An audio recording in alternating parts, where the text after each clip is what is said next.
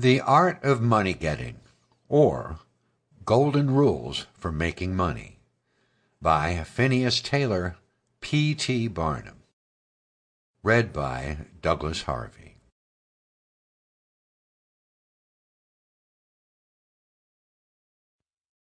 The Art of Money Getting. Introduction.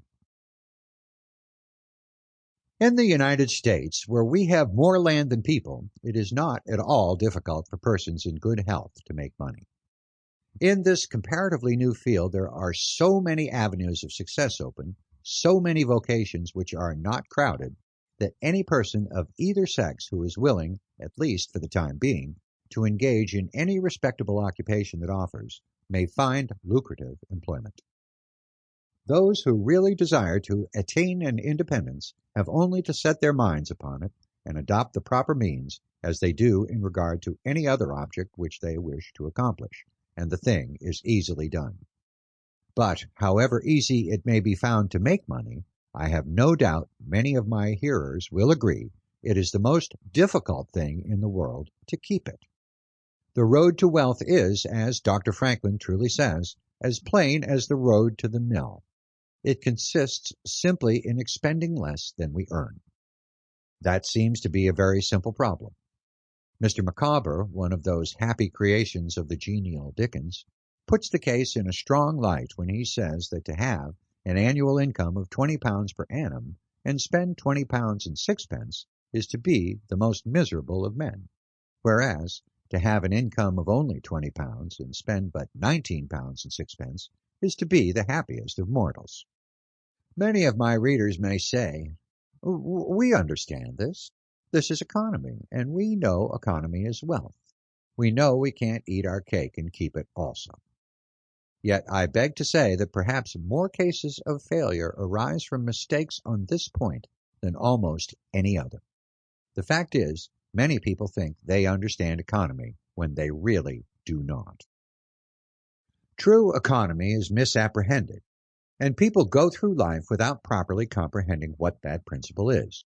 One says, "I have an income of so much, and here is my neighbor who has the same.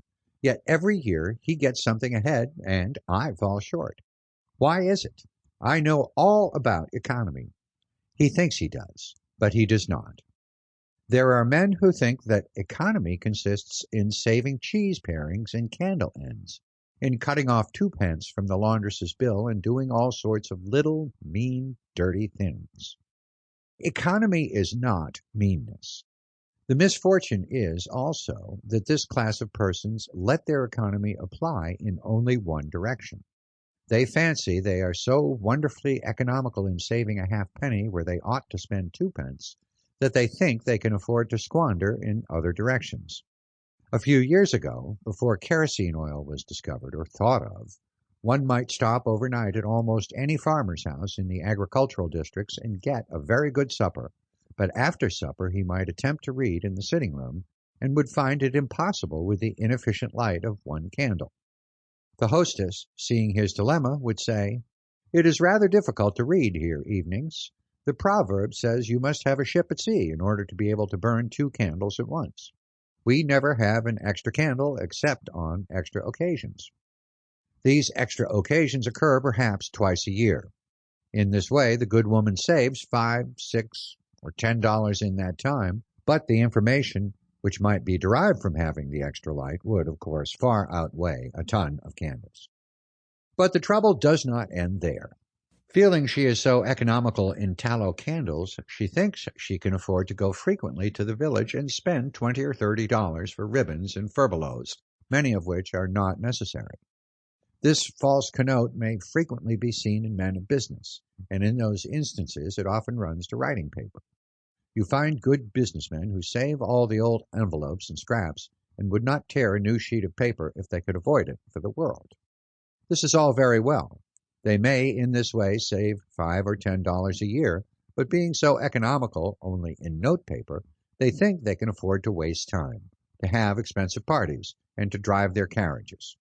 This is an illustration of Dr. Franklin's saving at the spigot and wasting at the bunghole, penny wise and pound foolish.